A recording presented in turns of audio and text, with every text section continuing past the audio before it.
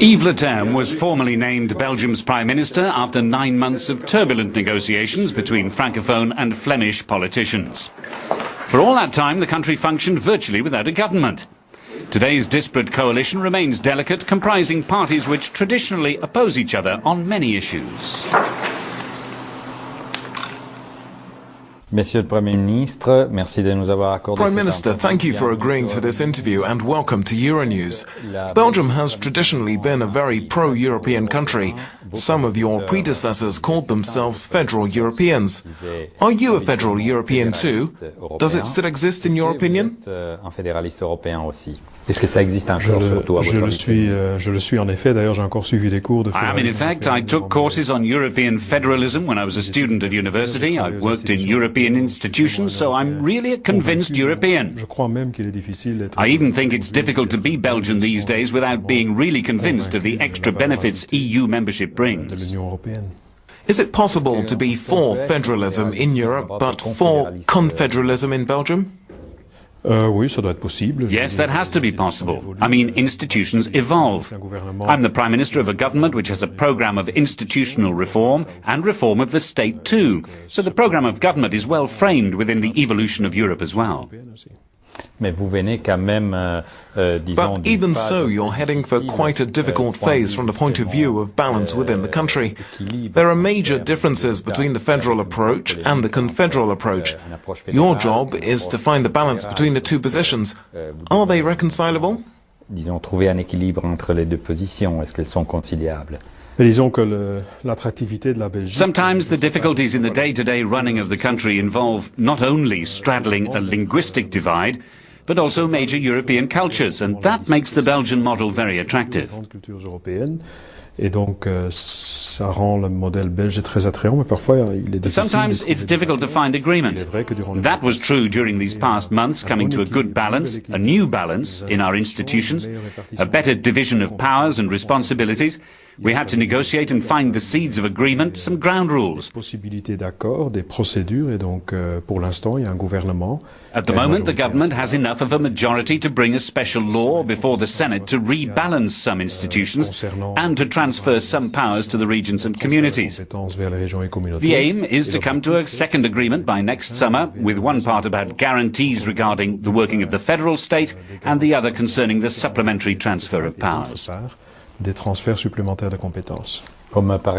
Like, for example, the regionalization of employment. Do you think Wallonia would be interested in something like that? De la Belgique, ça pourrait intéresser un transfert comme ça? Mais je crois que chacun qui regarde avec objectivité la situation. I think anyone who views the situation with a certain objectivity must see, first of all, the social crisis of the unemployment rate, which is still very high, particularly in certain parts of Wallonia. You can't generalize. And the other part is the crisis unfolding in Brussels. Despite being the principal economic motor of our country, there are not enough opportunities for job seekers from the city itself. Aux demandeurs d'emploi sur son propre territoire. Et donc je crois qu'il faut. So I think in the coming months we must overall try to find the means to allow the regions to tailor their employment needs. The problems in the majority of the areas of Wallonia are not the same found in Flanders. The rate of unemployment in Flanders, for example, is a third or half of that in Wallonia. Est en Flandre un tiers ou la moitié du taux de chômage en Wallonie. Les partenaires plus durs. What about those partners who prove to be the toughest in the negotiations to form a government, like certain francophone parties? Do they agree with that approach? Francophones sont-ils d'accord avec cette approche-là? En tout cas, dans in the government agreement, and when we explained our motivations behind this law, which was presented to Senate, it wasn't just the majority parties which signed up to it, but a big portion of the opposition parties too. It was said and written that we want reforms of how the employment market functions and of the responsibility of the different Belgian government departments concerned with employment policy. The European Commission views your housing code regarding social housing with, let's say, a certain difficulty. What do you think about the Commission's stance? Qu'est-ce que vous pensez de cette position européenne? En tout cas, pour avoir décidé... I was one of those who put together the Wohn Code, the housing code, so I defend it. The aim of the Wohn Code is to try to take the demands of those in emergency accommodation who want a council house, housing made available under certain social conditions, and use these demands as a method of integration. Une maison sociale, une maison qui est mise à disposition à des conditions sociales, c'est d'utiliser cette demande comme méthode d'intégration. Et donc l'intégration, ça passe People can integrate through the availability of language learning, and I believe that beyond all the treaties, accords and rulings, etc., it's important that people should be offered the possibility of integration, let's say to feel welcome in a community.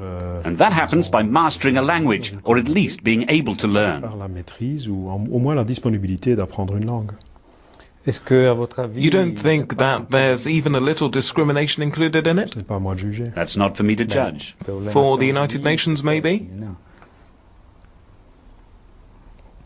Non, les Nations Unies aussi ont... The United Nations have a position on the subject? Quelle est votre question? What's your question? Justement, Simply that, do you think the code includes a form of discrimination based on language? Mais, monsieur, moi j'ai Sir, I took part in the making of the decision on the Wohn Code, and I think the aim is clear-cut. That is to use families' demands for a council house as the ways and means of integration. Pour une maison sociale comme moyen, comme moment, comme méthode d'intégration. Je note d'ailleurs que I note that several francophone specialists also in this country have spoken about the integration of families. For example, immigration issues involve a knowledge of the language. L'issue de l'immigration passe par une connaissance de la langue. Je crois que I think the lawyers, for example, who touch on this subject should know that beyond their fascinating discussions on a legal level, there is a social crisis happening. You know that the lack of enough knowledge about a language, for instance French or Dutch in Belgium, is the source of social injustice. En Belgique, est source d'injustice sociale. Il y a des gosses maintenant. There are kids nowadays, children who begin their schooling knowing neither French nor Dutch. Ni le néerlandais. Donc, and so beyond the United Nations, the EU, the European Commission, and the very learned reports which have been published, we must try above all to resolve this social question. I believe we must offer the children and the families who are asking for social housing the possibility of integrating through the language. And that's also really an offer of social freedom. La possibilité de s'intégrer via la langue, c'est vraiment offrir aussi un moyen d'émancipation sociale. Merci. S'il vous plaît. Merci.